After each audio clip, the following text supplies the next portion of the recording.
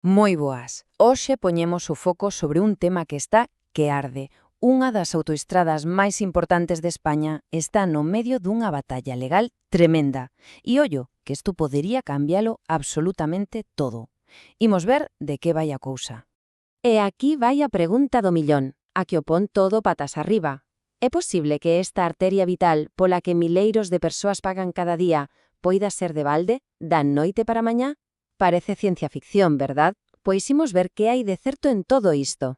Para que se entenda ben a dimensión do problema, hai que fixarse nun número, 2048. Sí, 2048. Ese é o ano no que, en teoría, se rematan as peaxes. Unha data que para moita xente que a usa a diario soa algo moi afastado. Entón, por que tanto balbordo con esta autoestrada en concreto? Para entendelo de verdade, hai que meterse de cheo na historia dunha peaxe que parece, iso, interminable. Falamos da AP9, a coñecida como Autoestrada do Atlántico, e ollo, non é unha estrada calquera, é literalmente a columna vertebral que vertebra toda a costa atlántica de Galicia. O problema? Pois que, mentres noutros sitios de España autoestradas parecidas foron quedando libres de peaxe, esta non. E claro, eso xera unha sensación de agravio, de frustración, de por que aquí non? Pero cando parecía que non había nada que facer, que a situación era inamovible, entra en escena un actor que o cambia todo, a Unión Europea. E aquí, nesta parte da historia, é onde a trama dá un xiro de guión total. E cal é a base de todo este balbordo? Pois unha cousa que soa moi técnica pero que é sinxela de entender. As normas de contratación pública da UE.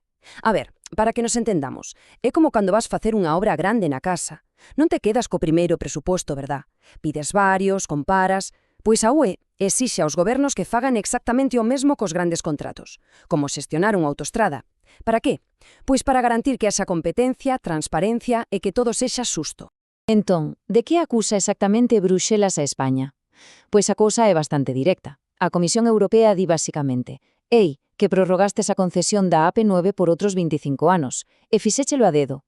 Non houbo concurso público, non se lle deu a oportunidade a outras empresas de presentarse, non se publicou nada no Diario Oficial da Unión, e todo iso, din, vai en contra dos principios máis básicos de transparencia e igualdade».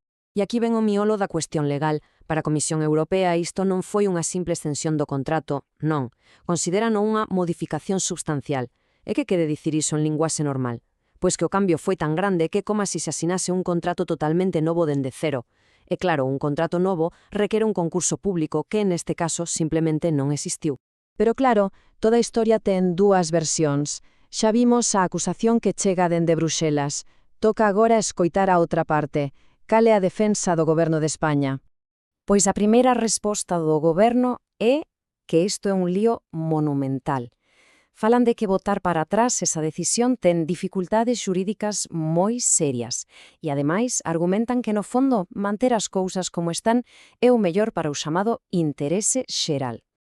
Pero o argumento de peso o que máis resoa é o económico.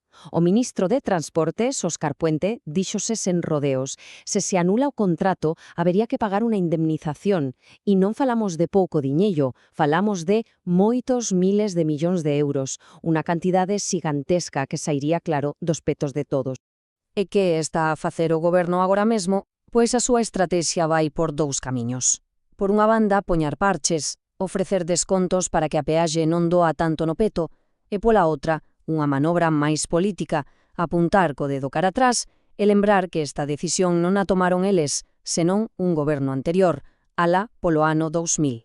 Coas cartas xa sobre a mesa e cada parte coa súa postura ben definida, o xoque de trens legal parece casi inevitable. A conta atrás xa está en marcha. E como funciona este proceso? A ver, non é que se vaya a xuízo dun día para outro. Primeiro, a UE manda unha advertencia.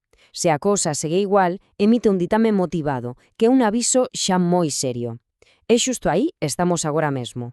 A partir de aquí, España ten 2 meses para responder, e se a resposta non convence a Bruxelas, o caso acabará no Tribunal de Xustiza da Unión Europea. Palabras maiores. Para ter unha foto clara de todo o percorrido, fagamos un resumo rápido. Todo empeza no ano 2000 coa famosa prórroga do goberno de Aznar. Pasan os anos e saltamos a 2023, cando a UE di ata aquí chegamos e emite o seu ditame. Hoxe, Ahora mesmo, España está nese prazo de 2 meses para dar unha resposta. E o futuro? Pois o futuro é unha incógnita que podería rematar cunha sentenza histórica. E con todo isto, chegamos ao que realmente importa. A pregunta do millón, ou mellor dito, dos miles de millóns. Porque o que está en xogo aquí ten unhas consecuencias económicas e legais xigantescas. Básicamente, hai dous camiños posibles, dous escenarios totalmente distintos. Opción A, gaña a Unión Europea. Nese caso, a prórroga anularíase. Iso podería significar o fin das peaxes, pero tamén unha factura de miles de millóns para o Estado. Opción B, gaña España. Aquí todo quedaría como está. A concesión seguiría ata 2048 e as peaxes tamén. O dilema financeiro é, polo tanto, bastante claro. Que é mellor?